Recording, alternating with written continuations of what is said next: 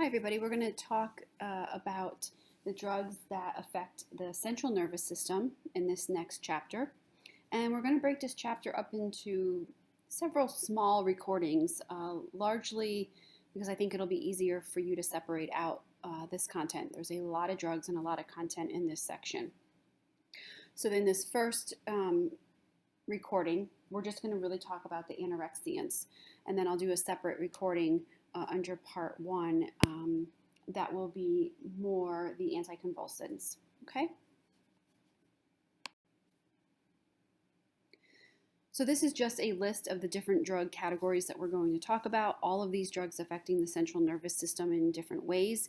I have posted a review of the central nervous system video for you, and again, go back to your pathophysiology as well as dive into the pharmacology literature. I'm not going to spend a lot of time going over the CNS, but in this next slide, we'll just do a gentle reminder of the role of the CNS. So again, the central nervous system, consisting of the brain, spinal cord, and the retina, contains the majority of the entire nervous system. It coordinates the activity of all parts of the body. The brain and the spinal cord serve as the main processing center for the entire nervous system and control all of the workings of the body. We have millions of neurons that provide the capacity to reason, experience feelings, and understand the world. And those neurons provide the capacity to remember numerous pieces of information as well. So when we talk about the drugs that affect the central nervous system, we are talking about a very large number of drugs for a multitude of reasons.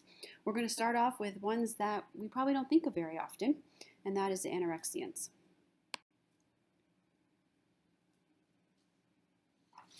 So in discussing the anorexians, we're talking about a fairly small list of drugs, probably the ones that you've heard already are things like Ali or Ali, Xenacol, because they're over the counter. Meridia was a drug that was out on the market for a while. So some of these older anorexians, which are the ones listed towards the top, and I will say even ones older than the ones on this slide set, they had an amphetamine component to them, whereas the majority of these do not. But they have many drug interactions nonetheless. So again, I would just remind you that even though this is a new textbook, Meridia has been taken off the market due to cardiovascular and pulmonary concerns. So again, we won't be seeing that drug.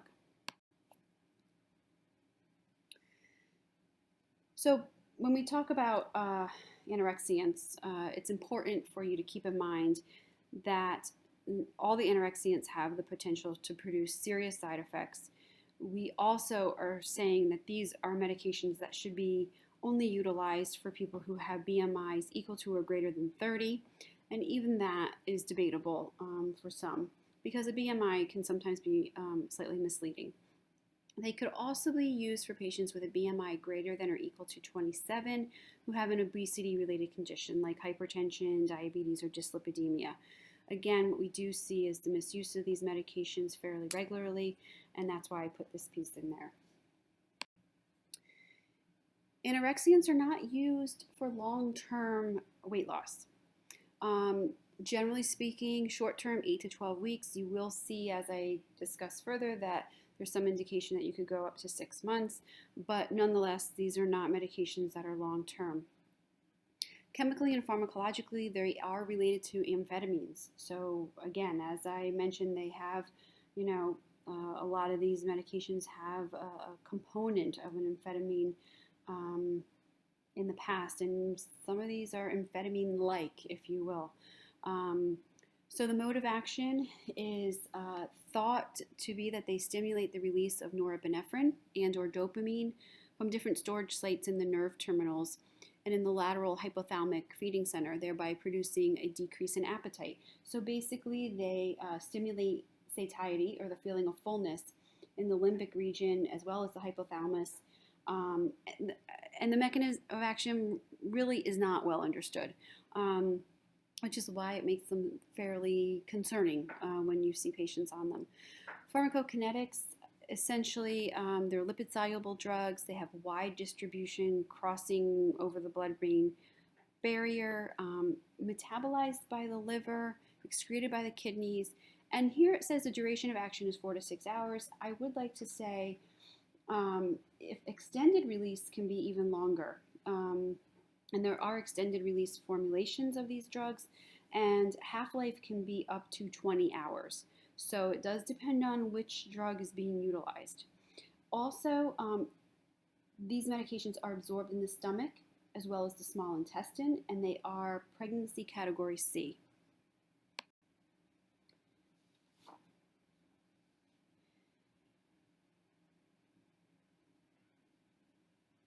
Pharmacotherapeutics, again, I can't highlight enough how much there is a high risk of tolerance and dependence on these drugs.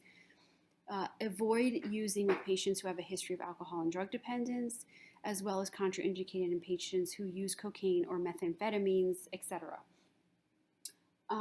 Why do I say this? Because patients who drink alcohol and take these meds can experience paranoia, depression, and psychosis.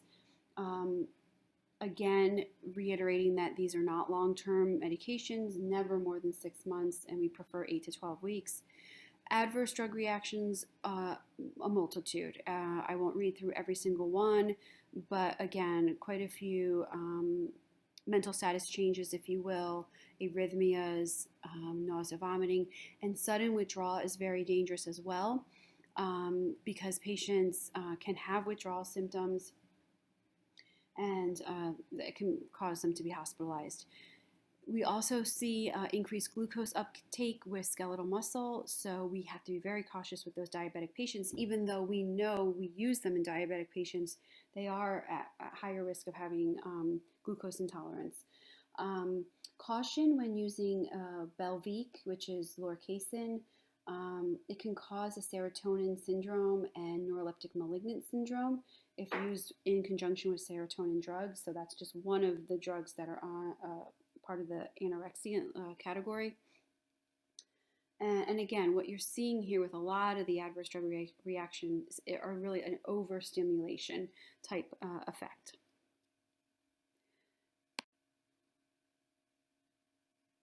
And lastly, when talking about anorexians, let's talk about some drug interactions. And again, I mentioned to you, I got a little ahead of myself, that you do have to be cautious about serotonin syndrome and neuroleptic malignant syndrome, which is, can be life-threatening, but also off-label use with SSRIs, Prozac, and Fenpro. So this was something that we used to see, people taking Prozac and phentermine.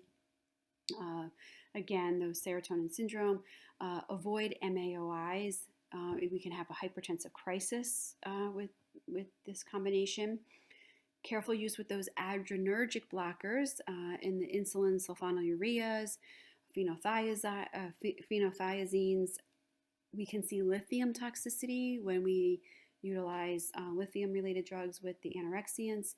And orlistat can decrease the level of levothyroxine and increase the effects of warfarin or Coumadin.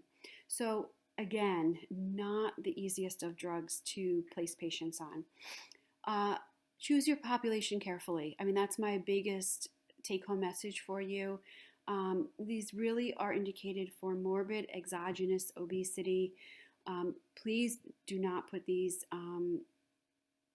with a patient, or don't give these to a patient who has significant cardiac disease, drug history, diabetes, who are difficult to monitor. So this is not for somebody who hasn't been a fairly compliant diabetic. And I hate to use the word non-compliant, but let's be honest, this is not for your non-compliant patient. And again, anybody who has a history of drug or alcohol abuse should not be utilizing these drugs. Okay, thank you.